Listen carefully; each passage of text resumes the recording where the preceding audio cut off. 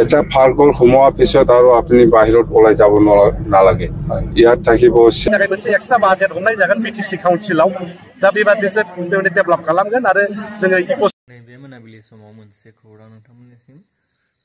दिनै मिथिखायो बिथां जुबिन गार्गनि जोनोम सान नाथाय जोंनि गेजेराव बिथाङा गैलिया गोबाङानो नुबाय जानांगौ बे भिडिअखौ आरो नुवाखैबो जानांगौ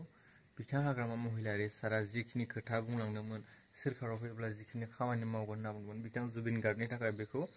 बिथाङा फारि फारि मावनो थाखाय आखायाव लाबाय बा मावजेनबाय आरोना नोंथांमोना बे भिडिअनि गेजेरजों नुनो हागोन बिथाङा मा फोरमायदों आरो लोगोसे मा खामानि मावगोन ना जि ससियेल मिडियायाव जों मोनबाय थादों खौरां मेलनि गेजेराव मोनबाय थादों बिथाङा बुंनाय बायदिब्ला पार्कबो बानायनायनि खोथा जोङो बेरखांनायखौ नुदोंमोन आरो लोगोसे बै पार्कआ माबायसा जागोन आरो मा खामानि मावलांगोन गोबां बे भिडिअनि गेजेरजों मिथिनो हागोन नोंथांमोना लोगोसे जे नोंथांमोना बेडआव मोनसे उन्दुना थानाय मोनसे पस्ट नुबाय थादोंना मोनसे पस्टनि गेजेरजों गोबाङानो मिथियाखै जानांगौ बेखौबो बे भिडिअनि गेजेरजोंनो मिथिगोन आरो लोगोसेनो नैबे कुइसन सोंथि गोबाङानो खालामबाय थादों जितु जुबिन गार्ग बिथांनि जितु पार्क बानायनो थाखाय आखायाव लाबाय बै पार्क बानायनायाव जिखिनि बिफां लाइफां दानफायनायखौ बुंबाय थादों मानो बिफां लाइफां दानफायलायखो बिनि थाखाय मानो ना एन माने गोबां खोथा बेयाव बेरखांदों बा गोबां सोंलु जानायखौ जों नुनो मोनदों थिग बेखौ लानानै बिथां प्रहलाद ब्रह्म बिथाङाबो बिक्सुम दैदेनगिरिया खोथा खेंफोरथि दं बा बुंफोरदों मानो दानफायखो सोरनिमोन बै दंफाङा सोरनि बागानमोन बेखौ फुल भिडिअ नोंथांमोना बे भिडिअनि गेजेरजों मोननो हागोन भिडिअखौ नायब्लासो बुजिनो हागोन 53 জন্মদিন উপলক্ষে আমি আজি ইয়াত শ্ৰদ্ধাঞ্জলি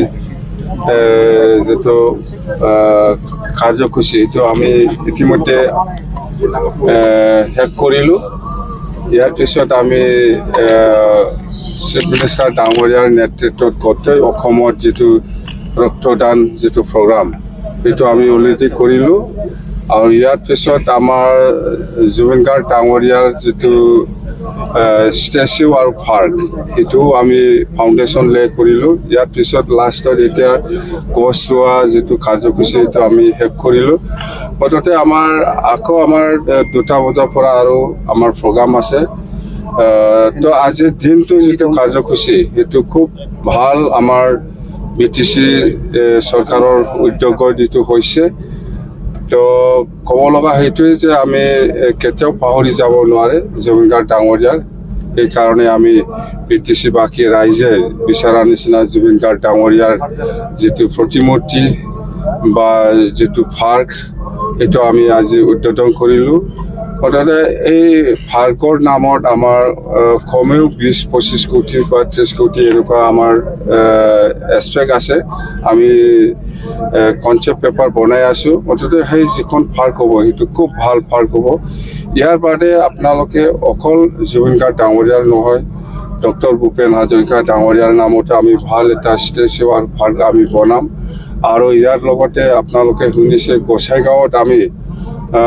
শ্ৰীমন্ত শংকৰদেৱ ভৱন আমি ইতিমধ্যে মাটি বিচাৰি ওলাইছে ইয়াতো আমাৰ ডাঙৰ এটা প্ৰজেক্ট হ'ব ইয়াৰ বাদে আমি আজি ঘোষণা কৰিব বিচাৰিছোঁ যে জুবিন গাৰ্গ ডাঙৰীয়াই বিজনী আৰু তামোলপুৰত স্কুলৰ সময়ত পঢ়িছিল বুলি আমি শুনিছোঁ মানে কনফাৰ্ম তো এইখন স্কুল বা হাইস্কুলত যিখিনি প্ৰয়োজনীয় ইনফ্ৰাষ্ট্ৰাকচাৰ বা খোৱা পানী বা যিকোনো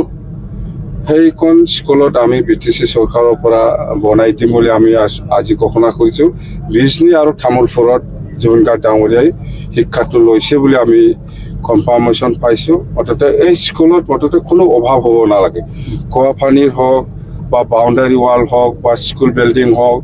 বা বাথৰুম লেট্ৰিনৰ হওক সেইবিলাক গোটেই পৰিৱেশটো ভাল আমি বনাই দিম অৰ্থাৎ বিজনী আৰু তামোলপুৰত যিখন স্কুলত জুবিন গাৰ্গ ডাঙৰীয়াই পঢ়ি পেলাই কৈছিল কথা সেইটোৱে জুবিন গাৰ্গ ডাঙৰীয়া খুব ভাল বন্ধু আছিলে মোৰ লগত এটা সময়ত হয় মই যেতিয়া নেকি পাৱাৰত নাই তেতিয়া মই অলপ মানে ডিষ্টেঞ্চ হৈছে তথাপিও আমাৰ যিটো ঘৰুৱা যিটো ফ্ৰেণ্ড সেইটো আছে এতিয়াও থাকিব ভৱিষ্যতো থাকিব স্যার ইয়াতে যেটো কিমান বিঘা মাটিত কৰিব কি ধৰণৰ কেনেকৈ কৰিব অলপ এইটো আমি ইয়াত গোটেই ফেচিলিটি থাকিব কি কি থাকে এটা পাৰ্কৰ সোমোৱাৰ পিছত আৰু আপুনি বাহিৰত ওলাই যাব নালাগে ইয়াত থাকিব চিলড্ৰেন পাৰ্ক বা সুইমিং বা জিম বা এনেকুৱা মুঠতে খেলা ধূলাৰ পৰা আৰম্ভ কৰি সৰু সুৰা গেমছ ইয়াত সোমাই ৰাখিম আমি মুঠতে ভাল এটা আকৰ্ষণীয় পাৰ্ক হ'ব এইটো दा बे बिथिङाव बुंगोन दा बेवहायथ' माने मोनसे जोंनि नेचारेल प्लेन्ट बेथ' गैया बे राबार बिफांखौ गायनाय जादोंमोन माखासे मानसिफ्रा दा बे बिफांखौ दिनै दानफायनानै जुबिन गार्गनि पार्क खालामदों बेहाय मिनिं दङ जों राबार बिफाङा जाबाय मोनसे कमार्शियेल प्लेन्ट दा बे राबार बिफाङा बबेबा समाव माने वेदारखौ पलिउसनबो खालामो जों मिथिगौ बेखौ दा बेवहाय माखासे मानसिफ्रा बे हाखौ माने दखल खालामनानै राबार गायदोंमोन बे हाया पियरलि सरकारि हा दा बेखौ बैसोर मानसिनिफ्राय लाफिननानै बे हाखौ दिनै माने मानो बेक्तिगत मानसिनो होनो दा सरकारि हा हिसाबै थाथों आरो सासे जुबिन गार्ग बादि सासे मानसिनि आदर्श नीतिखौ फोथांनांगौनि थागिदायावसो बे दिनै राबार फार्मखौ दानफायनानै बेवहाय माने जुबिन गार्गनि पार्क खालामनाय जादों आरो बेयाव बिफां गायफिननाय जागोन आरो जुबिन गार्गआ जे बिफांखौ गायनो मोजां मोनो अलरेडि दहाय फुङाव जोङो बेवहाय खमसे खम 500तासो बिफां गायखांबाय आरो बे पार्कआव गोबांथार माने भेराइटि रोखोमनि बिफां लाइफां गायबावनाय जागोन बिबार बागान खालामनाय जागोन गथ'फोर गेलेग्रा अपेन जिम बायदिसिना बेबस्थाखौ दिनै खालामनाय जागोन आरो दा बेवहाय गुबुन माने राजनितिक दोलोफ्रा बायदिसिना बुंनो हागौ सोरबा बेक्तिया सोरबा बुंनो हागौ सोरबा माने बेक्तिगत संगठनफ्रा माबा बुंलाबायनो हागौ बेनि खोथा गैया जोङो सरकारिनि हाखौ सरकारनि आखायाव लाबोदों बेवहाय खुनु बेक्तिगतनि थाखाय हा दखल खालामनानै बिफां गायनाय माबा हर्टिकालसार खालामनाय बेवहाय माने दोनबाय थानांगौनि बाथ्रा गैया सरकारा सरकारनि हाखौ लाफिननो बे स्पष्ट खोथा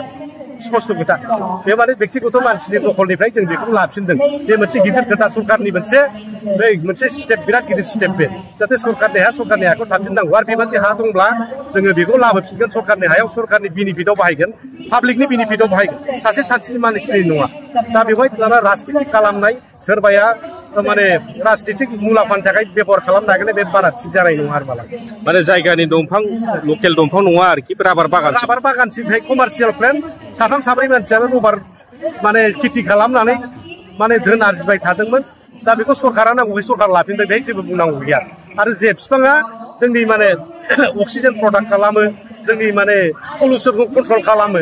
इक'सिस्टेमखौ प्रेजार्भ खालामो बेबादि बिफांखौ जों गायफिनगोन बेवहाय अलरेडि फुङाव दहाय बुंखाबाय बेहाय माने 500ता बिफां गायनाय जाबाय आरो गोबांथार बिफां गायबावगोन दा बे डेभेलपमेन्ट खालामनाय जागोन बे पार्कखौ दा बेनि थाखाय मोनसे एक्सट्रा बाजेट हरनाय जागोन बिटिसि काउन्सिलाव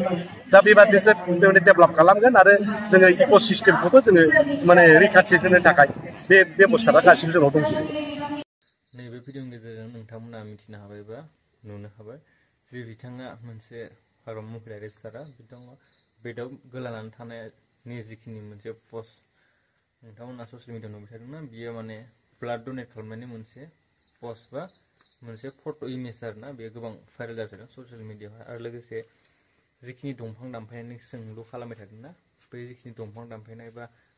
बै बिफांफोरा राबार होनना बुंदों लोगोसे बै जिखिनि दंफां गायनाय हा बेयो सरकारनि होनना बुंदों लोगोसे बेक्तिगतनो बेखौ होनानै दोननाय जादोंमोन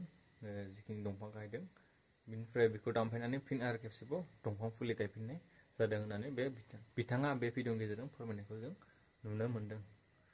नोंथांमोना बे भिडिअनि गेजेरजों एसेबाबो मिथिनो हाबाय बा बुजिनो हाबाय नेक्स्ट अपडेटआव फिन लोगो मोनलायसिगोन लाइक ओमफ्राय कमेन्ट खालामना हो नोंथांमोना बेनि सायाव मा बुंथिनो सानो मा बिबुंथि होनो सानो बुंहरनो हागोन आरोखि शेयार खालामना हो बेनिफ्राय